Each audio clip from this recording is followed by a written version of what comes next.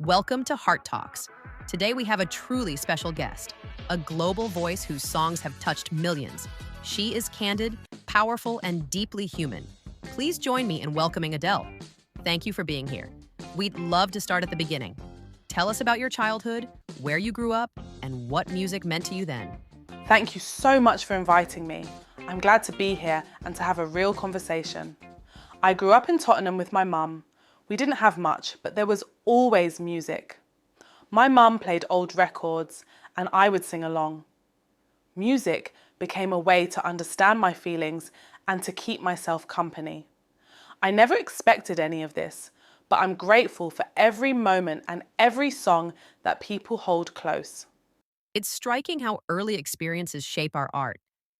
Your honesty in songs like Hometown Glory and later records moves listeners deeply.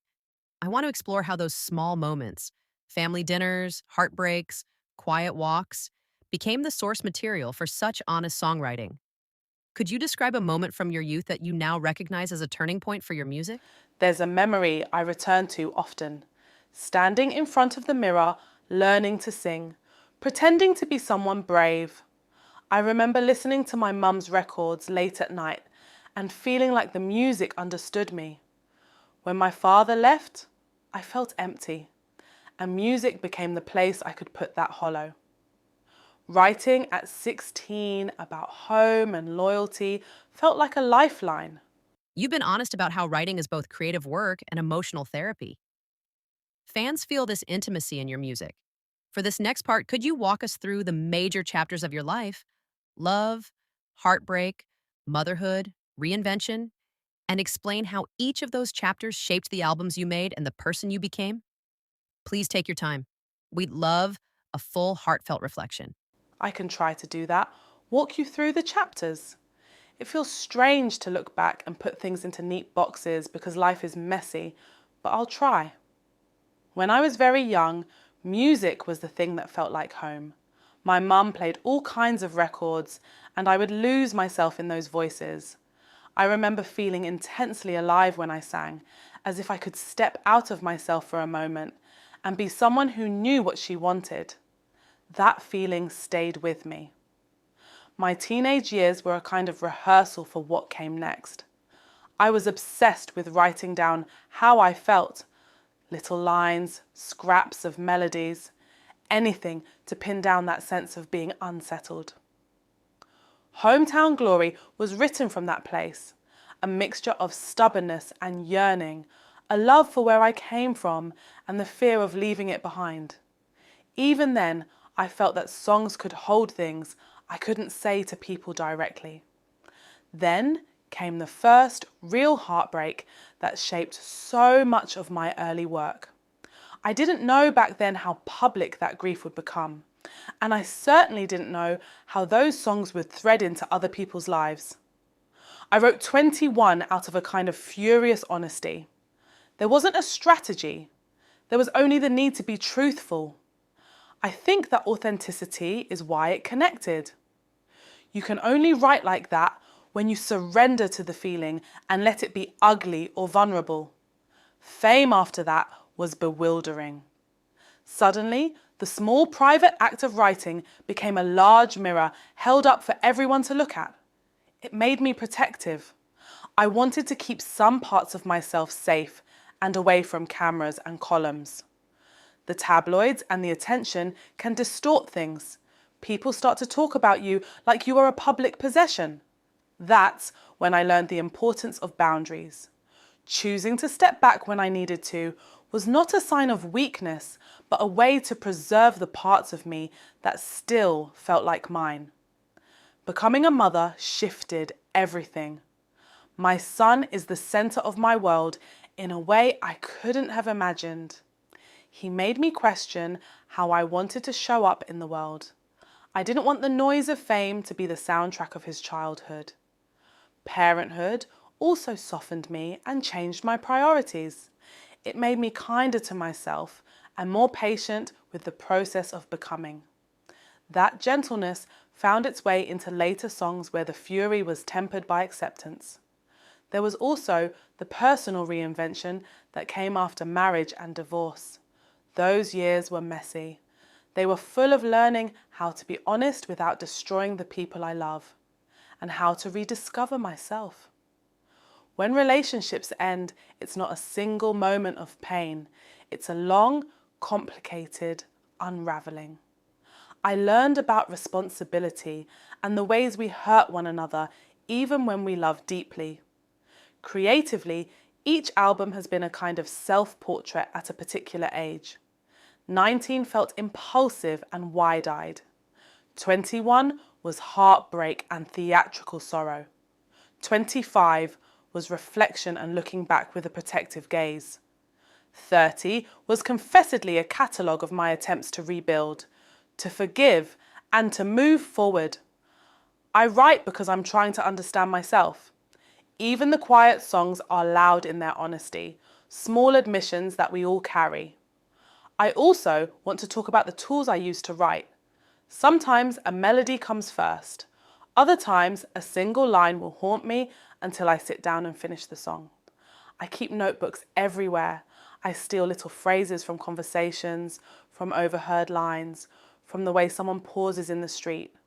Collaborating with others can open doors you didn't know existed. But sometimes solitude is the only way to hear what you really mean. There were also periods when I doubted whether I could do it again, whether the audience would still care. That fear can be paralyzing. But I realized that making music out of obligation makes for poor art. I needed to return only when I had something true to say. That's why I take breaks. I gather life and then I try to shape it into something that might help someone feel less alone. On the subject of vulnerability, singing about pain is a risk because it exposes you, but it also creates a bridge. Fans tell me they listen to a song and suddenly feel seen. That is the most humbling and miraculous thing. It's both gift and responsibility. I try to honour that by staying honest and by refusing to play a role that isn't mine. As for the future, I don't plan everything. I let the next idea arrive in its own time. I want to keep learning about voice, about songwriting, and about how to be present. I want to be here for the people who listen, and I want to leave room to live a life that will eventually become the music of tomorrow. So those are the chapters: the child who fled into records, the young writer who turned pain into songs, the woman who learned to guard her family and her heart, the mother who found new priorities, and the artist who keeps asking what honesty sounds like. If there's one thing I've learned, it's that growth is the point, not applause. The albums are simply the map of that growth. Your words are profound and generous. Listeners will feel the weight and warmth of that journey. I want to ask about creativity in practical terms. How do you protect the creative spark when life is busy with family, tours, and public demands? What daily rituals, if any, help you stay connected to your voice? Protecting creativity is one of the hardest parts of this job. Life throws so many demands at you that it's easy for the quieter, curious parts to get drowned out. For me, it starts with boundaries. I try to say no to things that will pull me away from the things that matter most: my son, my rest, and the time I need to listen to myself. That means turning down interviews, skipping events, and sometimes cancelling plans that feel performative rather than nourishing. Daily rituals vary depending on what part of life I'm in. When I'm writing, I make a point of spending uninterrupted time, sometimes an hour, sometimes several, just playing at the piano or with a guitar. I don't try to force a finished song. I let small fragments exist and see which ones call back. There are days when I can't write at all, and that's okay. Forcing it usually yields nothing true. Exercise and movement are important too, not because they are glamorous, but because physical rhythms help clear the mind. A walk around the block can be a reset. Coffee in the morning and a notebook at hand are small rituals that anchor me. Also, I make time to listen widely, to old records, to new artists, to podcasts. That listening feeds the imagination as much as writing does. Motherhood complicates the routine in the best way. My son is unpredictable, and that teaches me to be flexible. I work in bursts around his schedule. That has forced me to be more efficient and more honest about what I can accomplish in a given period. Sometimes the best work comes out of those constrained windows because there's pressure to be true and concise. Adele, your answers are generous, wise, and deeply instructive. Hearing how you protect your creativity, balance family, and stay honest with yourself is invaluable for anyone chasing an artistic life. Thank you for opening up with such clarity and kindness. As we close, is there anything you want to say to your listeners? Advice, gratitude, or a final thought?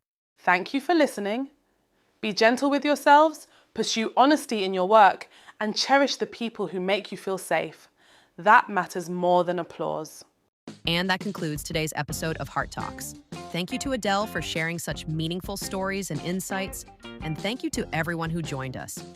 If you enjoyed this conversation, please subscribe, share with a friend, and come back for more interviews focused on honesty, growth, and creativity. Until next time, take care and keep listening.